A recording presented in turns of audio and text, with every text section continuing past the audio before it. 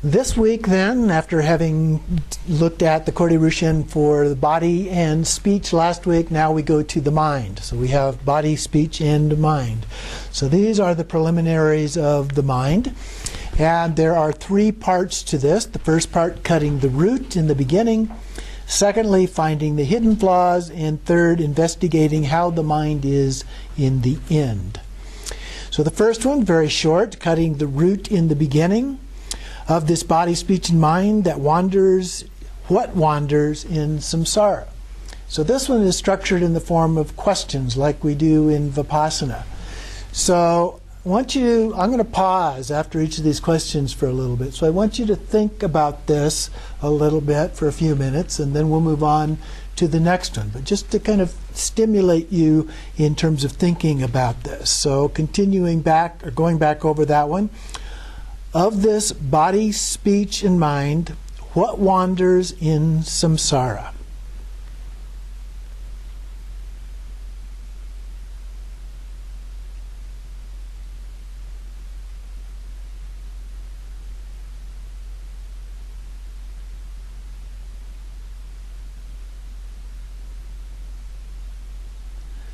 Then what experiences happiness and suffering?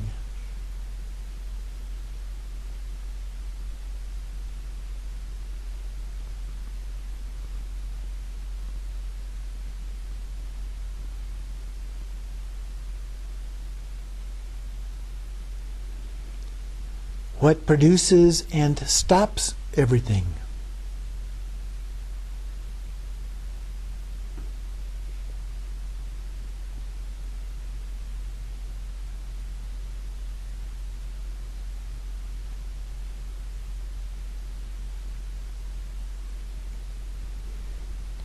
What travels from previous lives to future lives?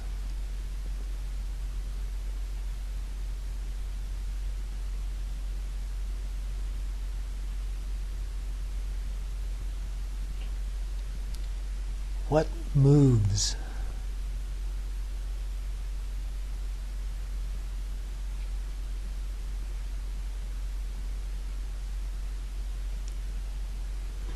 By investigating what the main thing is, you find that it is the mind. Everything is mind. In terms of experience, everything is mind. This is like recognizing a thief. The second one, finding the hidden flaws. So we continue with some questions. Investigate whether or not the mind and the objects experienced by the mind are both the same or different.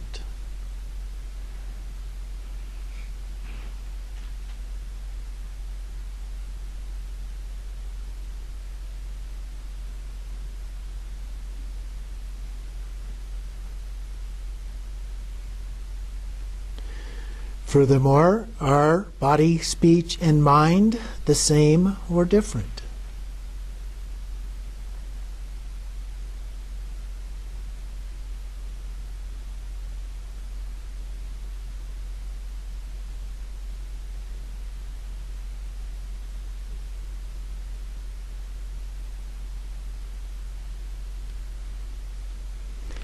If they are different, the body can be separated into indivisible parts.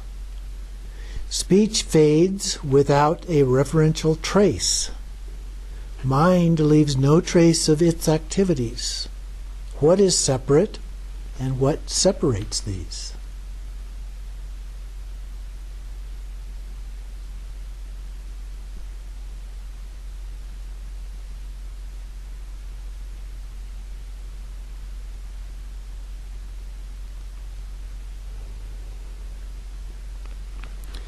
When you investigate, you find that these are neither one nor separate, because their connection is not truly established. In that way, you might think on the side that they are both, or not one, but three aggregates. However, they are not established in the slightest way as being one or separate. In that way, when forms, sounds, smells, tastes, and sensations are grasped by the mind inwardly, there is both the appearance of the object of form and the consciousness that grasps it. Investigating whether these are the same or different, ultimately, they are just a concept of objectless interdependence. Thus, the root of subject and object duality is severed. The stronghold of dualistic clinging crumbles. The appearance of self and others fades away. Clinging to the confusion of enemies and friends is destroyed. The clouds of affirmation and denial are scattered. The space-like enlightened mind of reality is reached. So they're all just one experience. They're just experience itself, all of which takes place in our mind. So even when we perceive of friends and enemies, it's all in our mind. If it's all in our mind, we are in control. Okay? We can decide, because those are just labels. We label something as friends, we label something as enemies, because of particular experiences or understandings that we may have. That's all a decision made by our mind. Okay? When we let go of that, it becomes space-like. All of the labels, all of the obscurations, all of the good and the bad disappear. And what's left? Space. Okay. Then the third one, investigating how the mind is. This has 3 parts. Investigating the source and the thing that creates the mind. First, when objects appear to the mind, does the mind come from objects, or does mind come from the mind? Think about that for a minute.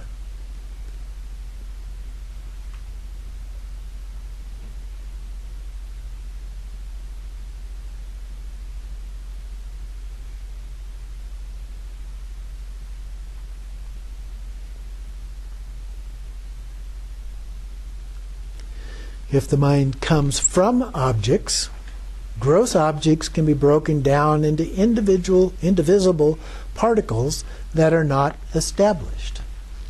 And this goes back to the teachings of the Buddha about the nature of self or ego or soul, and whether it can be divisible into parts or not.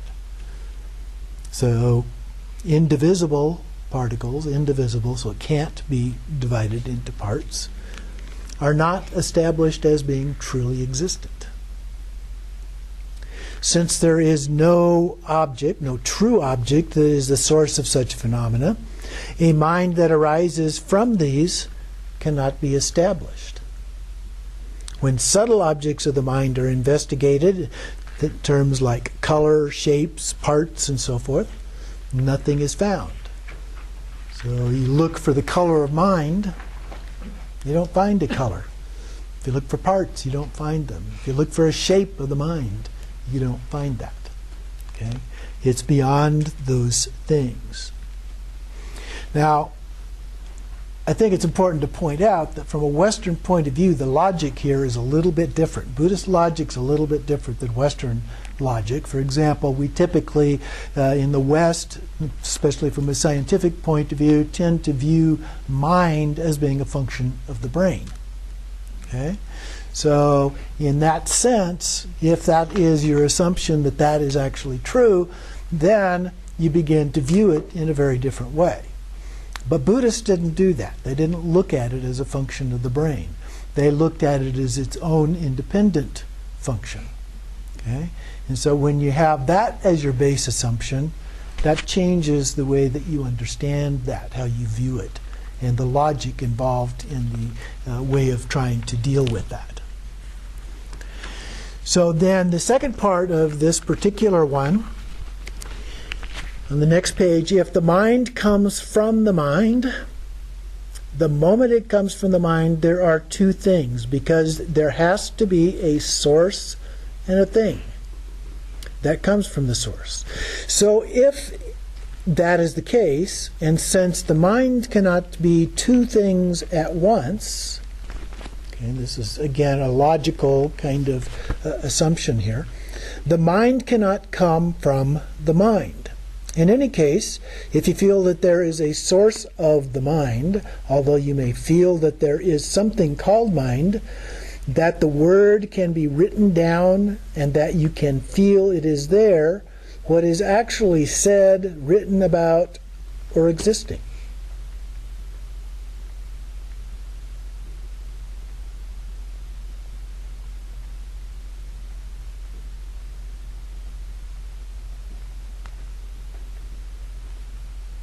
If you feel that it doesn't exist as anything and try to track it down, its appearance is darkness, you might think. When you try to track it down, since it is just a mental fabrication, it has no established nature. We often refer to it as a true nature. There is no other birthplace or birth of the mind, other source of the mind.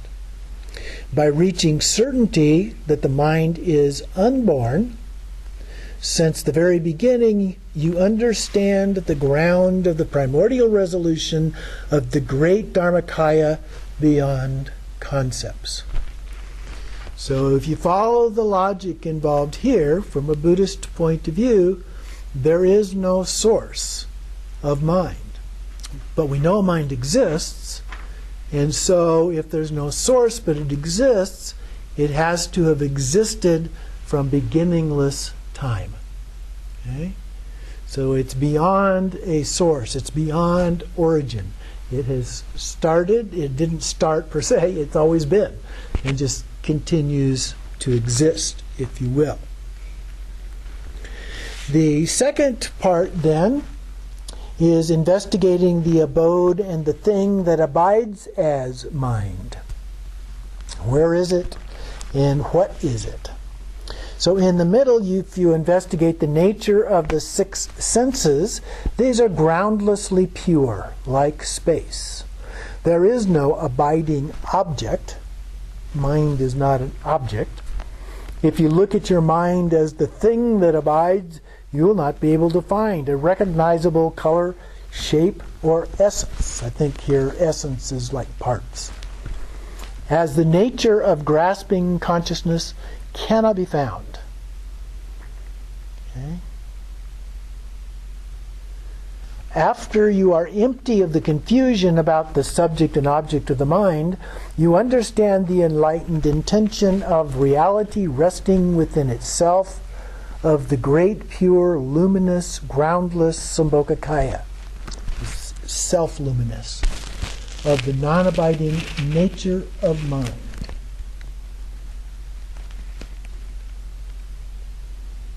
Now again here, the logic is Buddhist logic, so it's a little bit different than the way we would look at things from a Western point of view.